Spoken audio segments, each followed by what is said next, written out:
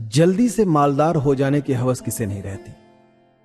सब चाहते हैं जल्दी से पैसे कमा लें और मालदार हो जाएं, फिर फ्री की जिंदगी जिए एकदम मस्त वाली। वैसी ही कहानी है ये लॉटरी। मुंशी प्रेमचंद की कहानियों की श्रृंखला में अगली कहानी जो मैं आपको सुनाने जा रहा हूं उसका नाम है लॉटरी। उन दिनों जब लॉटरी के टिकट आए तो मेरे दोस्त विक्रम के पिता, चचा, अम्मा और भाई सभी ने एक एक टिकट खरीद लिया। कौन जाने किसकी तकदीर जोर मारे, किसी के नाम आए। रुपया रहेगा तो घर में ही ना। मगर विक्रम को सब्र न हुआ। औरों के नाम रुपए आएंगे, फिर उसे कौन पूछता है। बहुत होगा तो 10-5 हजार उसे दे देंगे। अब इतने रुपयों में उसका क्या होगा। उसकी जिंदगी में बड़े बड़े मंसूबे थे। पहले तो उसे संपूर्ण जगत की यात्रा करनी थी, एक एक कोने की। पीरू, ब्राजील, टिम्बकटू, होनोलुलु, ये सब उसके प्रोग्राम में थे। वो आंधी की तरह महीने 2 महीने उड़कर लौट आने वालों में न था। वो तो बस एक एक स्थान में कई दिन ठहरकर वहां के रहन सहन, रीति रिवाज आदि का अध्ययन करना चाहता था और संसार यात्रा का एक वृहद ग्रंथ लिखना चाहता था। और फिर उसे एक पुस्तकालय भी बनवाना था जिसमें दुनिया भर की उत्तम रचनाएं जमा की जाएं। पुस्तकालय के लिए वो 2 लाख तक खर्च करने को तैयार था। बंगला, कार और फर्नीचर तो मामूली बातें थी। पिता या चचा के नाम रुपए आए तो 5,000 से ज्यादा की डॉल नहीं। अम्मा के नाम आए तो 20,000 मिल जाएंगे। लेकिन भाई साहब के नाम आ गया तो भैया उसके हाथ में तो ढेला भी न लगेगा। वो आत्माभिमानी था। घर वालों से खैरात या पुरस्कार के रूप में कुछ लेने की बात उसे अपमान से लगती थी। कहा करता था, भाई किसी के सामने हाथ फैलाने से तो किसी गड्ढे में डूब मरना अच्छा है। जब आदमी अपने लिए संसार में कोई स्थान न निकाल सके तो यहां से प्रस्थान कर जाए। वो बहुत बेकरार था। घर में लॉटरी टिकट के लिए उसे कौन रुपए देगा, और वो मांगेगा भी तो कैसे। उसने बहुत सोच विचार कर कहा, क्यों ना हम तुम साझे में एक टिकट खरीद ले। तजवीज मुझे भी पसंद आई। मैं उन दिनों स्कूल मास्टर था। 20 रुपए मिलते थे, उसमें बड़ी मुश्किल से गुजर होती थी। 10 रुपए का टिकट खरीदना मेरे लिए सफेद हाथी खरीदने जैसा था। हां, 1 महीना दूध, घी, जलपान और ऊपर के सारे खर्च तोड़कर 5 रुपए की गुंजाइश निकलती थी। फिर भी जी डरता था, कहीं से कोई बलाई रकम मिल जाए तो कुछ हिम्मत बढ़े। विक्रम ने कहा, कहो तो अपनी अंगूठी बेच डालूं। कह दूंगा उंगली से फिसल गई। अंगूठी 10 रुपए से कम की न थी। उसमें पूरा टिकट आ सकता था। अगर कुछ खर्च किए बिना ही टिकट में आधा साझा हुआ जाता है तो क्या बुरा है। सहसा विक्रम बोला, लेकिन भाई तुम्हें नकद देने पड़ेंगे। मैं 5 रुपए नकद लिए बगैर साझा न करूंगा। अब मुझे औचित्य का ध्यान आया। बोला, नहीं दोस्त, ये बुरी बात है, चोरी खुल जाएगी। अब चोरी खुल जाएगी तो शर्मिंदा होना पड़ेगा ना, और तुम्हारे साथ मुझ पर भी डांट पड़ेगी। आखिर ये तय हुआ कि पुरानी किताबें किसी सेकंड हैंड किताबों की दुकान पर बेच डाली जाए और उस रुपए से टिकट लिया जाए। किताबों से ज्यादा बेजरूरत हमारे पास और कोई चीज न थी। हम दोनों साथ ही मैट्रिक पास हुए थे और यह देखकर कि जिन्होंने डिग्रियां ली अपनी आंखें फोड़ी और घर के रुपए बर्बाद किए, वो भी जूतियां चटका रहे थे, हमने वही हॉल्ट कर दिया। मैं स्कूल मास्टर हो गया और विक्रम वो मटर गश्ती करने लगा। हमारी पुरानी पुस्तकें अब दीमकों के सिवा हमारे किसी काम की न थी। हमसे जितना चाटते बना चाटा, उनका सत्य निकाल लिया। अब चूहे चाटें, दीमक चाटें, हमें परवाह न थी। आज हम दोनों ने मिलके उन्हें कूड़े खाने से निकाला, झाड़ पोंछ कर एक बड़ा सा गट्ठर बांधा मास्टर था, किसी बुक सेलर की दुकान पर किताब बेचते हुए झेपता था। मुझे सभी पहचानते थे, इसलिए यह खिदमत विक्रम के सुपुर्द हुई और वो आधे घंटे में 10 रुपए का एक नोट लिए उछलता कूदता आ पहुंचा। मैंने उसे इतना प्रसन्न कभी न देखा था। किताबें 40 रुपए से कम की न थी, पर ये 10 रुपए उस वक्त हमें जैसे पड़े हुए मिले। अब टिकट में आधा साझा होगा, 10 लाख की रकम मिलेगी, 5 लाख मेरे हिस्से में आएंगे, 5 विक्रम के। हम तो बस इसी में मगन थे। मैंने संतोष का भाव दिखाकर कहा, 5 लाख भी कुछ कम नहीं होता है, क्यों जी? विक्रम इतना संतोषी न था, बोला 5 लाख? 5 लाख क्या, हमारे लिए तो इस वक्त 500 भी बहुत है भाई। मगर जिंदगी का प्रोग्राम तो बदलना पड़ गया। मेरी यात्रा वाली स्कीम तो टल नहीं सकती। हां, पुस्तकालय गायब हो सकता है। मैंने आपत्ति की, आखिर यात्रा में तुम 2 लाख से ज्यादा तो खर्च न करोगे। जी नहीं, उसका बजट है 3.5 लाख का। 7 वर्ष का प्रोग्राम है, 50,000 रुपए साल ही तो हुए, 4,000 महीनों का। मैं समझता हूं 2,000 में तुम बड़े आराम से रह सकते हो यार। विक्रम ने गर्म होकर कहा, मैं शान से रहना चाहता हूं, भिखारियों की तरह नहीं। अरे भाई, 2,000 में भी तुम शान से रह सकते हो। अरे जब तक अपने हिस्से में से 2 लाख मुझे न दे देंगे, पुस्तकालय न बन सकेगा।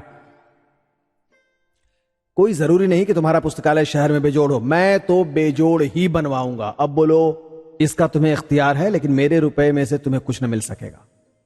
मेरी जरूरतें देखो भाई, तुम्हारे घर में काफी जायदाद है, तुम्हारे सिर पर कोई बोझ नहीं है। मेरे सिर तो सारी गृहस्थी का बोझ है, 2 बहनों का विवाह है, 2 भाइयों की शिक्षा है, नया मकान बनवाना है। मैंने तो निश्चय कर लिया है कि सब रुपए सीधे बैंक में जमा कर दूंगा, उनके सूद से काम चलाऊंगा। कुछ ऐसी शर्तें लगा दूंगा कि मेरे बाद भी कोई इस रकम को हाथ न लगा सके। विक्रम ने सहानुभूति के भाव से कहा, हां, ऐसी दशा में तुमसे कुछ मांगना अन्याय है। खैर, मैं ही तकलीफ उठा लूंगा, लेकिन बैंक के सूद की दर तो बहुत गिर गई है। हमने कई बैंकों में सूद की दर देखी, स्थायी कोष की भी, सेविंग बैंक की भी। बेशक दर बहुत कम थी, 2-2.5 रुपए सैकड़े ब्याज पर जमा करना व्यर्थ है। क्यों न लेन देन का कारोबार शुरू किया जाए। विक्रम भी अभी यात्रा पर न जाएगा, दोनों के साझे में कोठी चलेगी। जब कुछ धन जमा हो जाएगा तब वो यात्रा करने निकलेगा। लेन देन में सूद भी अच्छा मिलेगा और अपना रोब दाब भी रहेगा। हां, जब तक अच्छी जमानत ना हो, किसी को रुपए न देना चाहिए, चाहे आसामी कितना ही मातबर क्यों ना हो। और जमानत पर रुपए दे ही क्यों, जायदाद रेहन लिखा कर रुपए देंगे, फिर तो कोई खटका ना रहेगा। ये मंजिल भी तय हुई। अब यह प्रश्न उठा कि टिकट पर किसका नाम रहे। विक्रम ने अपना नाम रखने के लिए बड़ा आग्रह किया। अगर उसका नाम न रहा तो वो टिकट ही न लेगा। मैंने कोई उपाय न देखकर मंजूर कर लिया और बिना किसी लिखा पढ़ी के, जिससे आगे चलकर मुझे बड़ी परेशानी हुई, एक एक करके इंतजार के दिन काटने लगे। भोर होते ही हमारी आंखें कैलेंडर पर जाती। मेरा मकान विक्रम के मकान से मिला हुआ था। स्कूल जाने के पहले और स्कूल से आने के बाद हम दोनों साथ बैठकर अपने अपने मंसूबे बांधा करते, और इस तरह साए साए की कोई सुन न ले। हम अपने टिकट खरीदने का रहस्य छिपाए रखना चाहते थे। यह रहस्य जब सत्य का रूप धारण कर लेगा, उस वक्त लोगों को कितना विस्मय होगा। उस दृश्य का नाटकीय आनंद हम नहीं छोड़ना चाहते थे। एक दिन बातों बातों में विवाह का जिक्र आ गया।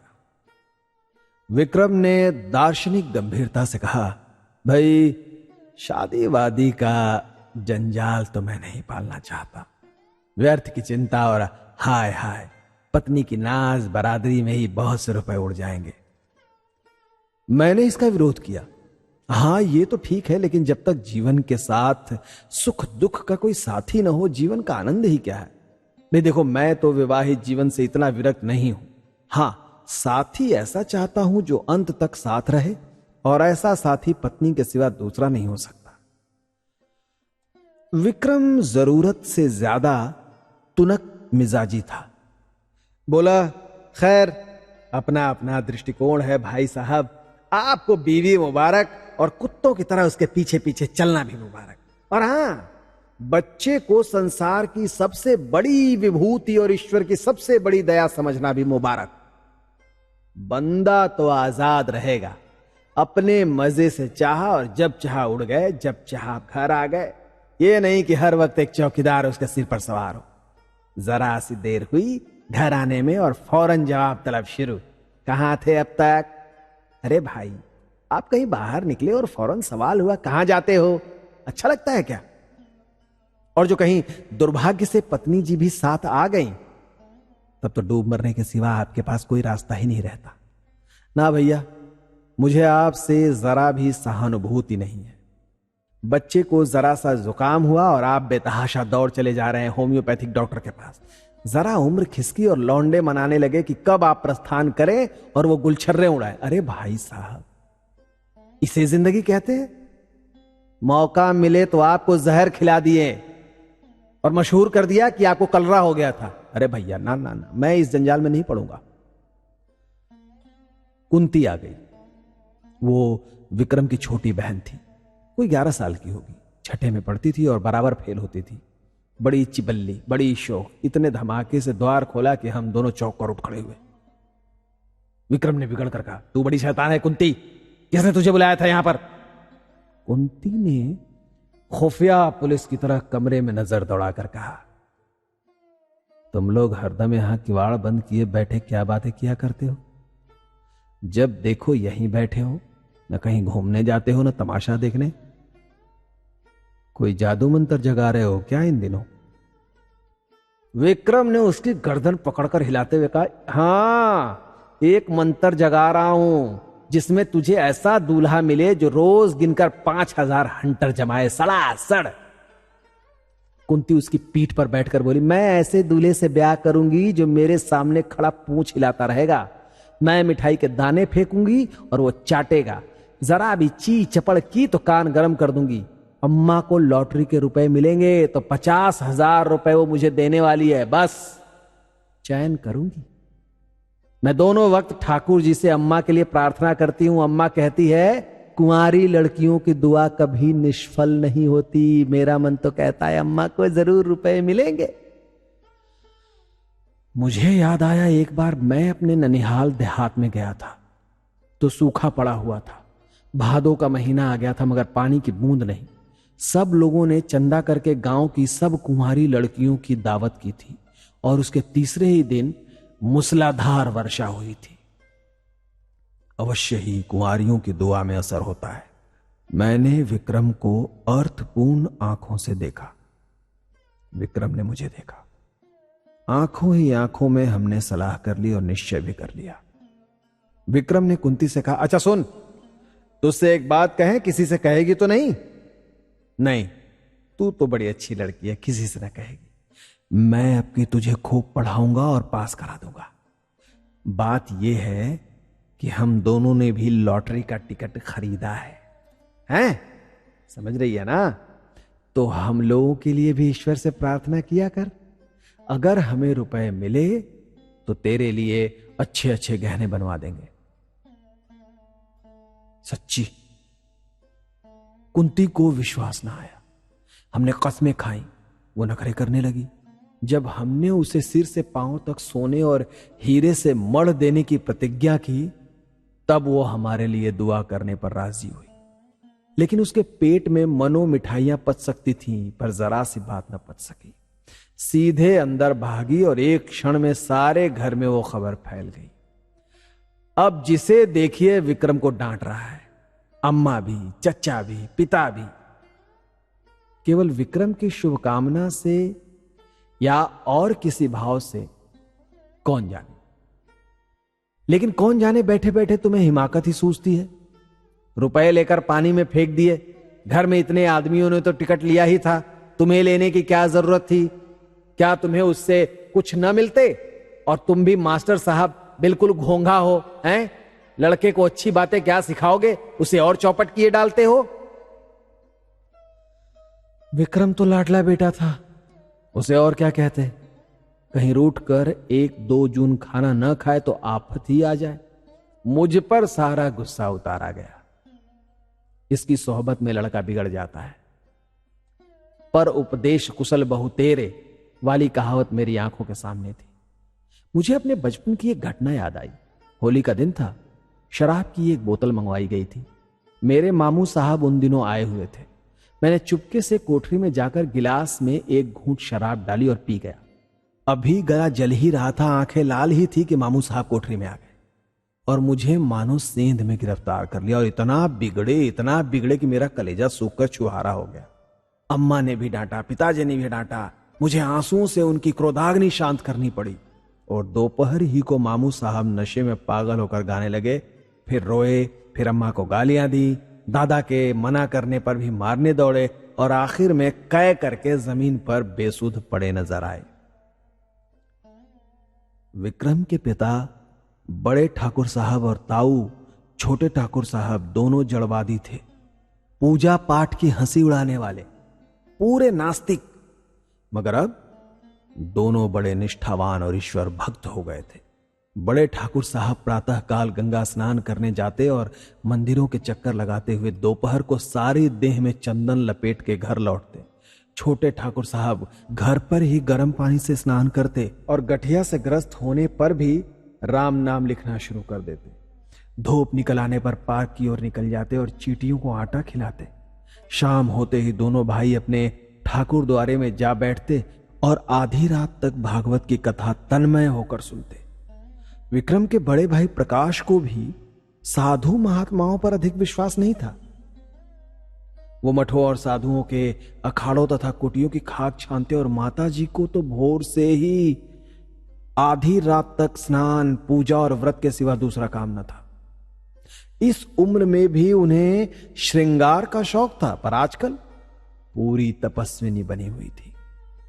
लोग नाहक लालसा को बुरा कहते हैं, मैं तो समझता हूं हमें जो ये भक्ति, निष्ठा और धर्म प्रेम है ना, वो केवल हमारी लालसा, हमारी हवस के कारण है। हमारा धर्म हमारे स्वार्थ के बल पर टिका हुआ है। हवस मनुष्य के मन और बुद्धि का इतना संस्कार कर सकती है, ये मेरे लिए बिल्कुल नया अनुभव था। हम दोनों भी ज्योतिषियों और पंडितों से प्रश्न करके अपने को कभी दुखी कर लिया करते थे। ज्यों ज्यों लॉटरी का दिन समीप आता था, हमारे चित्त की शांति उड़ती जाती थी। हमेशा उसी ओर मन टंगा रहता। मुझे आप अकारण संदेह होने लगा कि कहीं विक्रम मुझे हिस्सा देने से इंकार कर दिया तो मैं क्या करूंगा। साफ इंकार कर जाए, तुमने टिकट में साझा नहीं किया, न कोई तहरीर है न कोई दूसरा सबूत, सब कुछ विक्रम की नीयत पर है। उसकी नीयत जरा भी डामाडोल हुई कि काम तमाम। कहीं फरियाद भी नहीं कर सकता, मुंह तक नहीं खोल सकता। अब अगर कुछ कहूं भी तो कुछ लाभ नहीं। अगर उसकी नीयत में फितूर आ गया तब तो वो अभी से इंकार कर देगा। अरे ना ना ना ना ना, अगर नहीं आया तो इस संदेह से उसे मर्मांतक वेदना होगी। आदमी ऐसा तो नहीं है, मगर भाई दौलत पाकर ईमान सलामत रखना कठिन है। अभी तो रुपए नहीं मिले हैं, इस वक्त ईमानदार बनने में क्या खर्च होता है। परीक्षा का समय तो तब आएगा जब 10 लाख रुपए हाथ में होंगे। मैंने अपने अंतःकरण को टटोला। अगर टिकट मेरे नाम का होता और मुझे 10 लाख मिल जाते तो क्या मैं आधे रुपए बिना कान पूंछ हिलाए विक्रम के हवाले कर देता? कौन कह सकता है, मगर अधिक संभव यही था कि मैं हीले हवाले करता। कहता तुमने मुझे 5 रुपए उधार दिए थे, उसके 10 ले लो, 100 ले लो, और क्या करोगे। मगर नहीं, मुझसे इतनी बदनीयती न होती। दूसरे दिन हम दोनों अखबार देख रहे थे कि सहसा विक्रम ने कहा, कहीं हमारा टिकट निकल आए तो मुझे अफसोस होगा कि नाहक तुमसे साझा किया। वह सरल भाव से मुस्कुराया, मगर यह थी उसकी आत्मा की झलक, जिसे वो विनोद की आड़ में छिपाना चाहता था। मैंने चौंक कर कहा, सच? लेकिन इसी तरह मुझे भी तो अफसोस हो सकता है। लेकिन टिकट तो मेरे नाम का है। इससे क्या?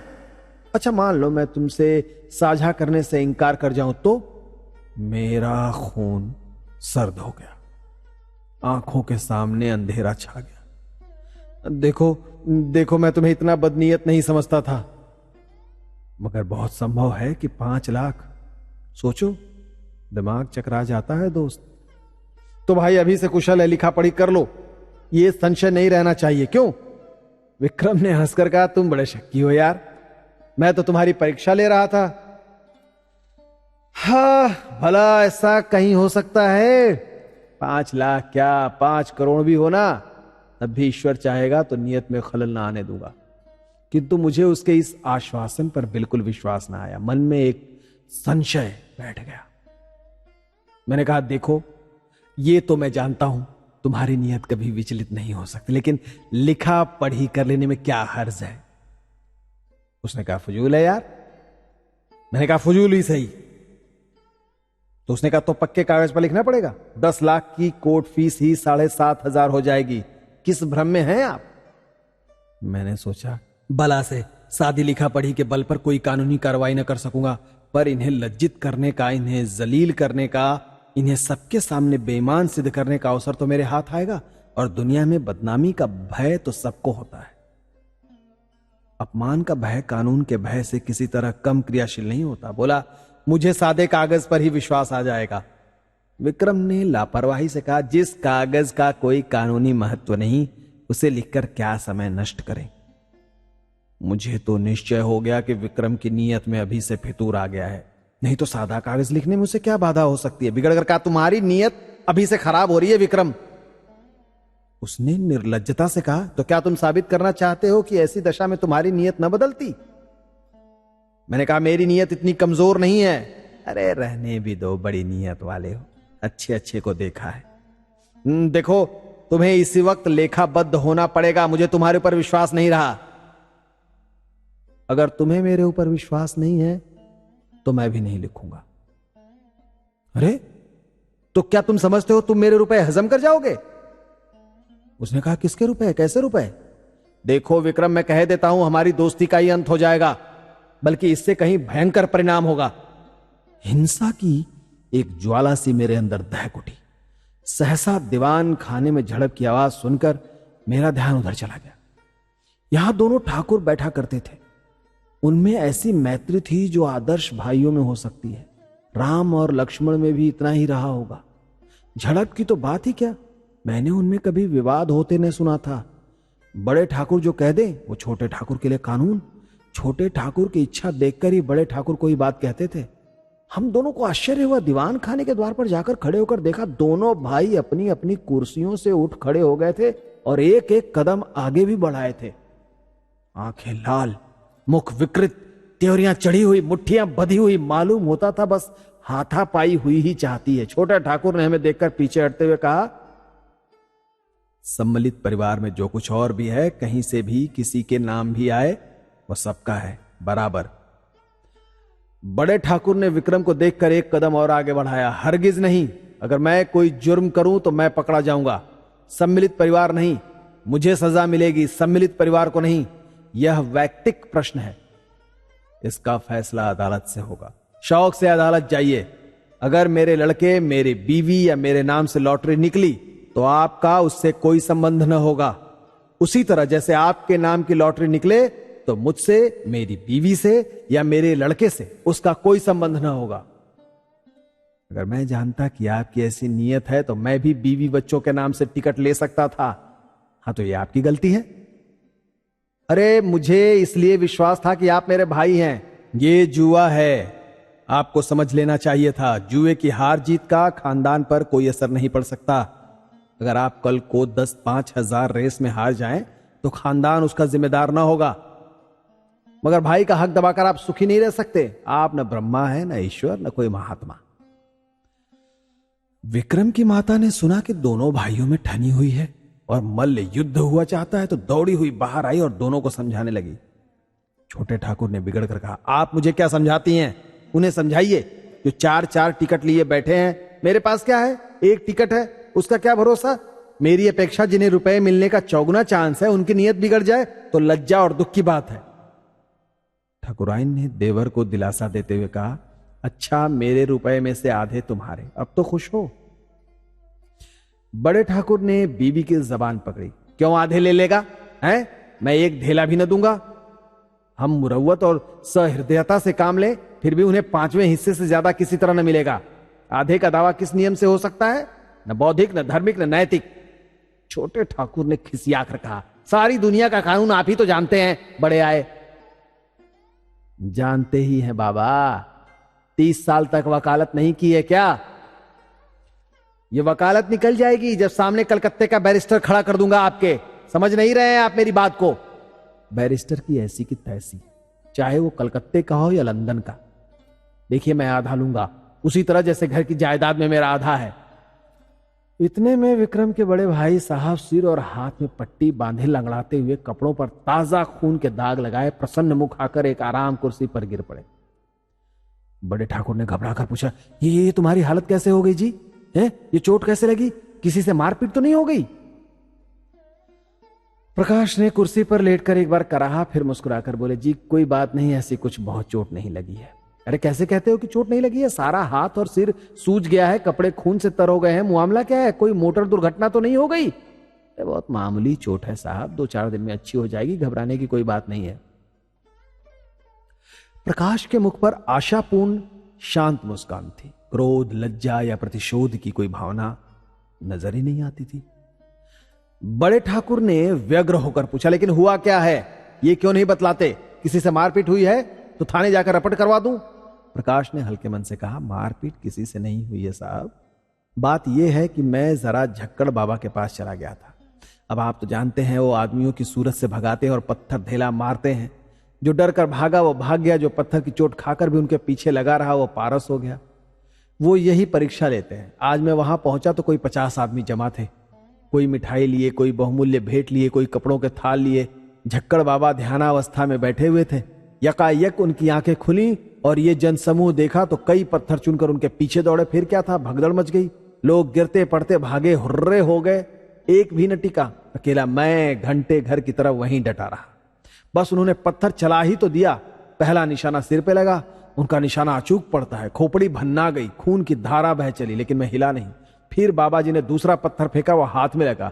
मैं गिर पड़ा और बेहोश हो गया। जब होश आया तो वहां सन्नाटा था। बाबा जी भी गायब हो गए थे, अंतर्धान हो जा रहे थे। किसे पुकारूं, किसकी सवारी लेने को कहूं? मारे दर्द के हाथ फटा पड़ता था और सिर से अभी तक खून जारी था। किसी तरह उठा और सीधा डॉक्टर के पास गया। उन्होंने देखकर कहा, हड्डी टूट गई है और पट्टी बांध दी।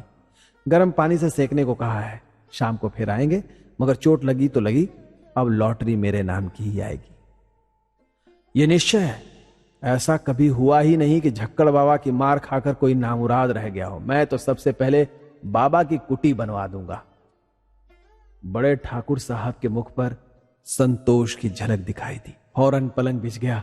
प्रकाश उस पर लेटे। ठकुराइन पंखा झलने लगी। उनका भी मुख प्रसन्न था। इतनी चोट खाकर 10 लाख पा जाना कोई बुरा सौदा न था। छोटे ठाकुर साहब के पेट में चूहे दौड़ रहे थे।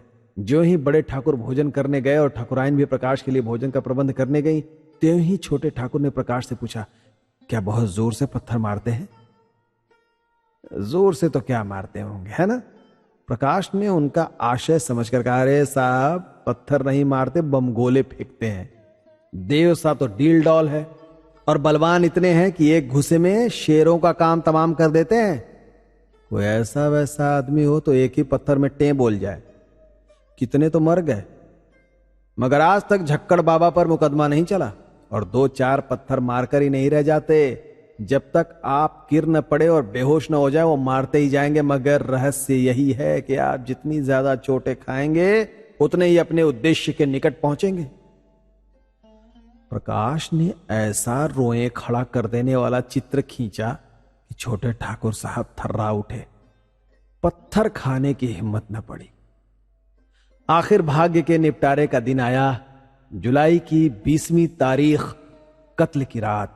हम प्रातः काल उठे तो जैसे एक नशा चढ़ा हुआ था, आशा और भय के द्वंद्व का। दोनों ठाकुरों ने घड़ी रात रहे गंगा स्नान किया, मंदिर में बैठे पूजन किया। आज मेरे मन में श्रद्धा जागी। मंदिर में जाकर मन ही मन ठाकुर जी की स्तुति करने लगा। अनाथों के नाथ, तुम्हारी कृपा दृष्टि अगर हमारे ऊपर न होगी तो कब होगी?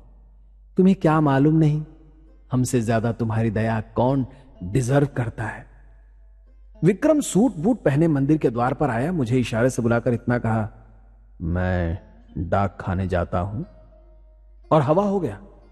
जरा देर में प्रकाश मिठाई के थाल लिए हुए घर में से निकले और मंदिर के द्वार पर खड़े होकर कंगालों को बांटने लगे। जिनकी एक भीड़ जमा हो गई थी और दोनों ठाकुर भगवान के चरणों में लौ लगाए हुए थे, सिर झुकाए, आंखें बंद किए हुए, अनुराग में डूबे हुए। बड़े ठाकुर ने सिर उठाकर पुजारी की ओर देखा, बोले, भगवान तो बड़े भक्त वत्सल हैं, क्यों पुजारी जी? पुजारी जी ने भी समर्थन किया, हां सरकार, भक्तों की रक्षा के लिए तो भगवान क्षीर सागर से दौड़े और गज को ग्राह के मुंह से बचाया। एक क्षण के बाद छोटे ठाकुर साहब ने सिर उठाया और पुजारी जी से बोले, क्यों पुजारी जी? भगवान तो सर्वशक्तिमान है, अंतर्यामी है, सबके दिल का हाल जानते हैं, है ना? पुजारी जी ने समर्थन किया, हां सरकार, भगवान तो अंतर्यामी होते हैं, सबके मन की बात जान जाते हैं। शबरी का प्रेम देखकर स्वयं उसकी मनोकामना पूरी कर दी थी। खैर, पूजन समाप्त हुआ, आरती हुई। दोनों भाइयों ने आज ऊंचे स्वर में आरती गाई और बड़े ठाकुर ने 2 रुपए थाल में डाले, छोटे ठाकुर ने 4 रुपए डाले। बड़े ठाकुर ने एक बार कोप दृष्टि से देखा और मुंह फेर लिया। सहसा बड़े ठाकुर ने पुजारी से पूछा, तुम्हारा मन क्या कहता है पुजारी जी? पुजारी बोला, सरकार की फतेह है। छोटे ठाकुर ने पूछा, और मेरी? पुजारी ने उसी मुस्तैदी से कहा, आपकी भी फतेह है। बड़े ठाकुर श्रद्धा से डूबे भजन गाते हुए मंदिर से निकले। प्रभु जी, मैं तो आयो शरण तिहारे। हां प्रभु जी। 1 मिनट में छोटे ठाकुर साहब भी मंदिर से गाते हुए निकले। अब पत राखो मोरे दया निधन तोरी गीत लिखूं मैं भी पीछे निकला और जाकर मिठाई बांटने में प्रकाश बाबू की मदद करना चाहता था। उन्होंने थाल हटाकर कहा, आप रहने दीजिए, मैं अभी बांटे डालता हूं। अब रही कितनी गई है। मैं खिसिया कर डाक खाने की तरफ चला कि विक्रम मुस्कुराता हुआ साइकिल पर आ पहुंचा। उसे देखते ही सभी जैसे पागल हो गए। दोनों ठाकुर सामने ही खड़े थे, दोनों बाज की तरह झपटे। प्रकाश के थाल में थोड़ी सी मिठाई बच रही थी, उसने थाल जमीन पर पटका और दौड़ा, और मैंने तो उसी उन्माद में विक्रम को गोद में उठा लिया। मगर कोई उससे कुछ पूछता नहीं है, सभी जय जयकार की हाक लगा रहे थे। बड़े ठाकुर ने आकाश की ओर देखा, बोलो राजा रामचंद्र की जय। छोटे ठाकुर ने छलांग मारी, बोलो हनुमान की जय। प्रकाश तालियां बजाता हुआ चीखा, दुहाई झक्कड़ बाबा की। विक्रम ने और जोर से कह कहा मारा और फिर अलग खड़ा होकर बोला, जिसका नाम आया है उससे 1 लाख लूंगा, बोलो मंजूर है? बड़े ठाकुर ने उसका हाथ पकड़ा, पहले बता तो दे। ना, यो नहीं बताऊंगा। छोटे ठाकुर बिगड़े, महज बताने के लिए 1 लाख? शाबाश। प्रकाश ने भी त्योरी चलाई, क्या डाक खाने हमने नहीं देखा है क्या? हम जाके वहां देख लेंगे। अच्छा, तो अपना अपना नाम सुनने के लिए तैयार हो जाओ। सभी लोग फौजी अटेंशन की दशा में निश्चल खड़े हो गए। होश हवास ठीक रखना, सभी पूर्ण सचेत हो गए। अच्छा तो सुनिए कान खोलकर, इस शहर का सफाया है। इस शहर का ही नहीं, संपूर्ण भारत का सफाया है। अमेरिका के एक हबशी का नाम आ गया। बड़े ठाकुर झल्लाए, झूठ झूठ, बिल्कुल झूठ। छोटे ठाकुर ने पैतरा बदल कर कहा, नहीं, 3 महीने की तपस्या यूं नहीं जा सकती बर्बाद। प्रकाश ने छाती ठोकर कहा, यहां सिर मुड़वाए और हाथ तुड़वाए बैठे हैं, दिल लगी है क्या? इतने में और 50 आदमी उधर से रोनी सूरत लिए निकले। ये बेचारे भी डाक खाने से अपनी किस्मत को रोते चले आ रहे थे। मार ले गया अमेरिका का हबशी, अभागा, पिशाच, दुष्ट। अब कैसे किसी को विश्वास ना आता। बड़े ठाकुर झल्लाए हुए मंदिर में गए और पुजारी को डिसमिस कर दिया। इसलिए तुम्हें इतने दिनों से पाल रखा है, आराम का माल खाते हो और चैन करते हो। छोटे ठाकुर साहब की तो जैसे कमर टूट गई। 2-3 बार सिर पीटा और वहीं बैठ गए, मगर प्रकाश के क्रोध का पारावार न था। उसने अपना मोटा सोटा लिया और झक्कड़ बाबा की मरम्मत करने चला। माताजी ने केवल इतना कहा, सभी ने बेईमानी की है, मैं कभी मानने की नहीं। हमारे देवता क्या करें, किसी के हाथ से थोड़े छीन लाएंगे। रात को किसी ने खाना नहीं खाया। मैं भी उदास बैठा रहा। विक्रम आकर बोला, चलो होटल से कुछ खा आए, घर में तो चूल्हा नहीं जला है। मैंने पूछा, तुम डाक खाने से आए तो बहुत प्रसन्न क्यों थे? उसने कहा, जब मैंने डाक खाने के सामने हजारों की भीड़ देखी तो मुझे अपने लोगों के गधेपन पर हंसी आई। एक शहर में जब इतने आदमी हैं तो सारे हिंदुस्तान में इसके 1000 गुने से तो कम ना होंगे, और दुनिया में तो लाख गुने से भी ज्यादा हो जाएंगे। मैंने आशा का जो एक पर्वत सा खड़ा कर रखा था, वो जैसे एक बारगी इतना छोटा हुआ कि राई बन गया, और मुझे हंसी आ गई। जैसे कोई दानी पुरुष छटाक भर अन्न हाथ में लेकर 1 लाख आदमियों को न्योता दे बैठे, और यहां हमारे घर का एक एक आदमी समझ रहा है कि मैं भी हंसा। हां यार, बात तो यथार्थ में यही है, और हम दोनों लिखा पढ़ी के लिए लड़े मरते थे। मगर सच बताना, तुम्हारी नीयत खराब हुई थी कि नहीं? विक्रम मुस्कुराकर बोला, अब क्या करोगे पूछकर, पर्दा ढका रहने दो ना।